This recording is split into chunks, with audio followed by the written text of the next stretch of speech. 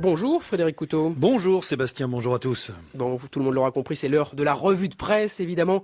Et à la une, ce matin, Frédéric, l'Empire dos Santos se fissure.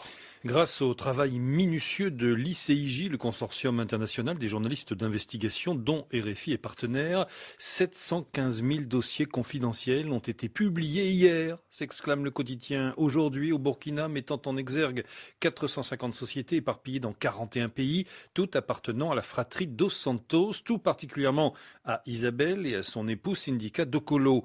Entrelacs de joint ventures, société écran, transfert de gros sous, bref une ingénierie financière savamment huilée qui impliquait avocats, banquiers ainsi qu'une foultitude d'intermédiaires. Et aujourd'hui de poursuivre, bravo aux journalistes de l'ICIJ, on ne peut aussi qu'applaudir le travail des autorités angolaises pour faire rendre gorge à une famille qui avait pris entre les mains tous les pans de l'économie du pays. En effet, Frédéric, le Djeli en Guinée nous rappelle qu'il y a à peine 4 ans, le duo Isabelle dos Santos, Syndicat Dokolo trônait sur le toit du monde.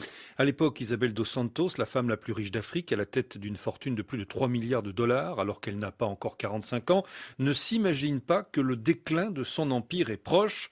Le coup de semonce arrive pourtant plus tôt que prévu en septembre 2017 avec l'élection de João Lourenço, le successeur d'Eduardo dos Santos, qui aura régné sur l'Angola près de 40 ans durant. Héritant d'un pays moins faste qu'il ne l'avait été quelques années plus tôt, Lourenço ne peut pas faire dans le sentimentalisme, pointe le Djeli. Obligé de séduire les partenaires occidentaux, le nouveau président angolais fait le ménage et c'est le clan dos Santos qui en fait les frais.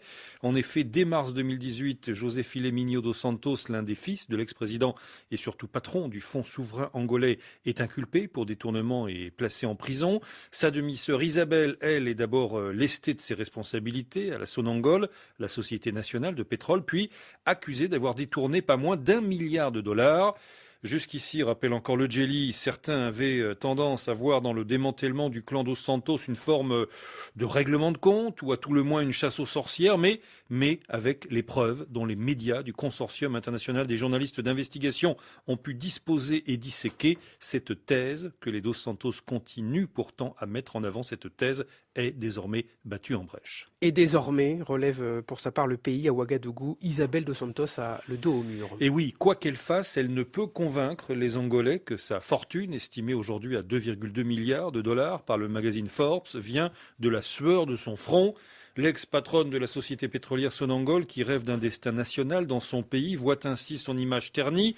Et cela doit servir de leçon à tous les dirigeants qui pensent que le pouvoir d'État est une affaire de famille, s'exclame le journal. C'est dire, affirme encore le pays, si tous les filles et fils à papa, comme Denis Christel Sassou Nguesso, Nguema Fils et autres, doivent sans cesse s'inscrire dans la logique de la gouvernance vertueuse, au risque de se voir rattrapés par leur passé lorsque leurs pères ne seront plus au pouvoir. Et le point Afrique, Frédéric, de relever qu'Isabelle dos Santos devra rendre des comptes.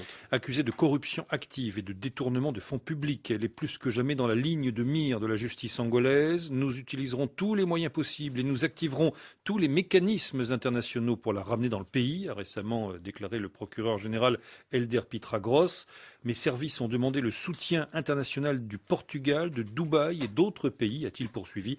Le Portugal et Dubaï, les deux pays où Isabelle dos Santos partage son temps.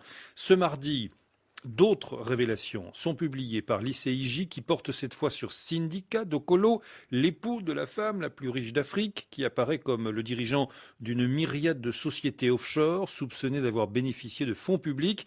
Elle et son époux risquent désormais de lourdes peines de prison en Angola.